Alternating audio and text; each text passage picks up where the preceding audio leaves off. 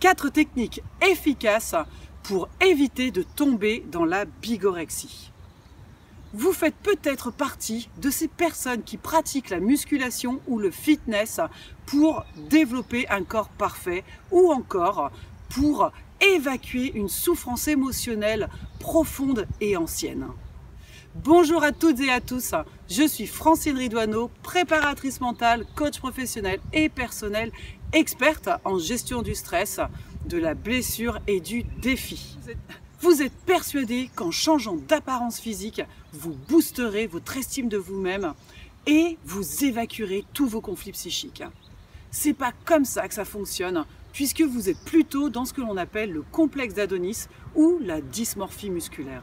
C'est le fait de ne jamais être satisfait de ce que vous faites, de ce que vous avez, de l'image que vous représentez et donc de vouloir sans arrêt vous entraîner encore plus pour atteindre votre objectif. Vous êtes dans la perfection, ce qui vous amène donc à culpabiliser en permanence. Cela peut avoir un impact important sur votre santé physique, psychique et sociale. Nous allons voir dans cette vidéo en quoi consiste la bigorexie et comment s'en sortir. Mais avant de commencer, je vous invite à vous abonner si ce n'est pas encore fait à ma chaîne YouTube en cliquant sur le bouton rouge en bas sur votre droite.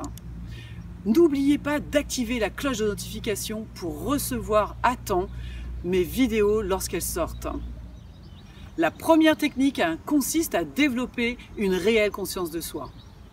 Vous avez une perception trop erronée de vous-même, ce qui vous incite à vous voir trop maigre ou pas assez musclé. C'est ce que l'on appelle l'anorexie inversée. Je vous ai parlé du complexe d'Adonis qui correspond à la quête du corps parfait. Depuis les années 90, on parle davantage de bigorexie puisque le culturiste a tendance à être dans une alimentation hyper protéinée. Il a tendance également à consommer des compléments alimentaires et parfois à aller vers des produits dopants. Tout ceci pour augmenter la masse musculaire et diminuer la masse graisseuse. Le terme de bigorexie est également utilisé dans les courses d'endurance comme le marathon, l'ultra-trail, le cyclisme, le triathlon. Bref, là où le cardio est énormément utilisé, où il y a besoin d'énormément de temps d'entraînement. Cela a un impact évidemment sur votre vie familiale, sociale et professionnelle puisque vous mettez le sport au centre de toutes vos attentions. Je vous ai parlé d'anorexie inversée pour les hommes. Pour les femmes, on parle d'anorexie athlétique car elles veulent absolument obtenir un corps maigre pour performer. Cela a un impact sur leur santé puisque certaines d'entre elles subissent des dérèglements hormonaux qui les amènent à ne plus avoir de cycle menstruel pendant des mois, voire même des années. J'ai connu une marathonienne qui, elle, n'a pas eu ses règles pendant 5 ans et qui, en plus, a eu fracture de fatigue sur fracture de fatigue, notamment au niveau du bassin. Il s'agit donc de développer une meilleure conscience de vous-même en apprenant à gérer vos émotions, votre estime de vous-même, donc votre image de vous-même, pour mieux vous accepter et ainsi donc ne plus avoir une perception erronée de vous-même. Une étude a montré qu'un culturiste qui souffre de bigorexie a tendance à penser à son physique 5 heures dans la journée et à se regarder dans le miroir 45 minutes par jour. Si vous vous retrouvez dans cette description, laissez-moi un commentaire pour me parler de votre expérience et j'y répondrai avec plaisir. Posez également toutes les questions qui vous passent par la tête et profitez-en pour remplir le questionnaire qui vous permettra d'obtenir un bilan personnalisé. La deuxième technique concerne le rééquilibrage alimentaire. Vous avez tous tendance à regarder les sites internet ou les magazines afin de vous renseigner sur ce qu'il faut faire pour perdre de la masse grasse.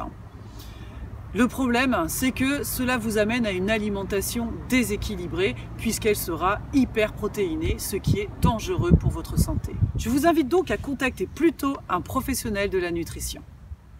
La troisième technique concerne la motivation intrinsèque. C'est le fait d'aimer votre sport pour prendre plus de plaisir et ainsi vous dépasser à chaque entraînement. Ainsi, votre sport ne sera plus une contrainte ni un besoin d'apaiser vos affects. La quatrième technique est le fait de sortir de l'isolement en redonnant une place raisonnable à votre sport. Cela vous permettra de vous ouvrir à nouveau à votre environnement familial, social et professionnel. Vous pouvez dès à présent diminuer la fréquence et la durée de vos entraînements et optimiser votre pratique sportive. J'ai une amie qui a demandé le divorce car elle était délaissée par son mari et elle devait s'occuper de ses enfants seule. Il était tellement obsédé par l'ultra trail ou encore les raids multisports qu'il a perdu tout contrôle de sa vie. Vous pouvez dès maintenant appliquer ces 4 techniques pour éviter ou sortir de la bigorexie. Et si vous avez des difficultés à le faire, contactez-moi rapidement. Je vous accompagnerai avec beaucoup de plaisir.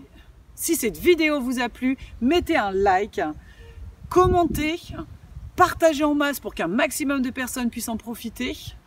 Et abonnez-vous si ce n'est pas encore fait en cliquant sur le bouton rouge en bas sur votre droite. Je vous dis à bientôt pour la prochaine vidéo.